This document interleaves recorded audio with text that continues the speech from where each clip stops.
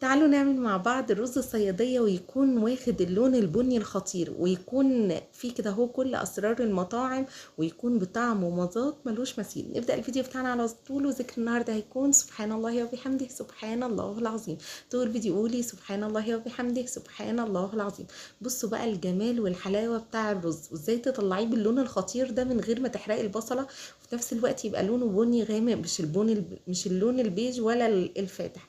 معلقتين من السكر في طاسه على النار، واصبري عليهم لحد ما يبداوا ان هم يتكرملوا ويغمقوا كده اهو السنه معاكي. يعني انا هعمل كوبايتين ونص من الرز، حطيت لهم معلقتين بس من السكر، وبداوا ان هم يغير لونهم كده. اول ما بدا يغير لونهم كلهم، هبدا ان انا امسك اي سباتيولا ولا اي معلقه خشبيه وابدا اقلب. كوبايتين ونص الرز بياخدوا كوبايتين ونص ميه. كل كوبايه رز بتاخد كوبايه ميه. وطبعا الميه بتكون بتغلي جدا. الزيت الحلو اللي انا حطيته ده زيت قليه السمك. طبعا بتجيبي بعد ما بتقلي السمك بتصفيه كويس، وحطي بقى شويتين زيت كده يكونوا كتار مش قليلين. يعني حطي شويه زيت كده يكونوا كميتهم كتيره مش قليله. خلي البصل كده يبقى عايم. شفتوا انا عامله كوبايتين ونص رز، يعني اكتر من نص كيلو بحاجه بسيطه، عليهم بصلايه كبيره كده. البصلايه دي بتسكر لك الرز بتاعك وبتديله لون خرافي جدا. بصي بقى ايدك على طول فيه وقولي بسم الله واذكري الله طول ما انت واقفه، وقولي سبحان الله وبحمده سبحان الله العظيم. بصي ده اول مرحله من تحمير البصل. انا عايزاه يوصل لدرجه البني الغامق، ما يبقاش فيه اي حاجه فيه لونها ابيض. يعني اهم حاجه في الرز الصياديه هو انك تحمري البصلايه تحميره محترمه بالشكل اللي انت شايفاها دي. يعني ما يبقاش متحروق وما يبقاش لونه اسود، وفي نفس الوقت ياخد الدرجه المظبوطه، وكل يكون بنفس الدرجه وبنفس اللون. بصوا اللون عامل ازاي، عايز سنه كمان. خلي بالك، او لو انت ملاحظه ان انا مقطعه البصل مخرطاه كده على ايديا، ولو كنت فرمته كنت هديله فرمتين بس مش ناعمين بزياده، لان لو البصل ناعم معاكي بزياده هيبدا ان هو يتحروق معاكي اول ما تنزلي على الزيت السخن بيه.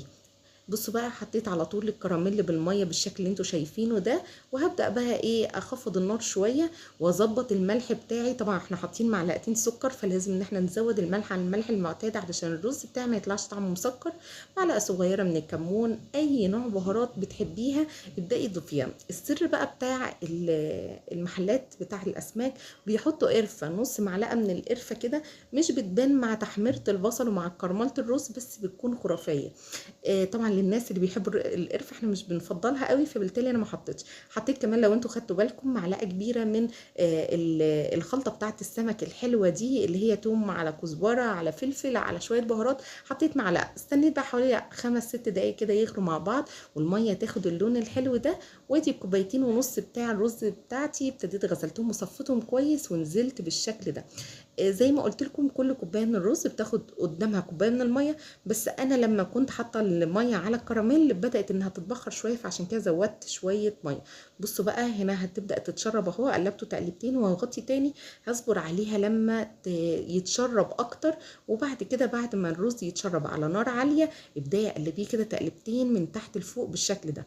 انت طبعا كنت طول الوقت ده كان النار عاليه بتاعتك، هنبدا ان احنا نوطي النار على الاخر. بصوا انا عايزاها واطيه جدا. لو انت هتستخدمي المعيار اللي بقوله لك، كوبايه من الرز، كل كوبايه من الرز عليها كوبايه من الميه.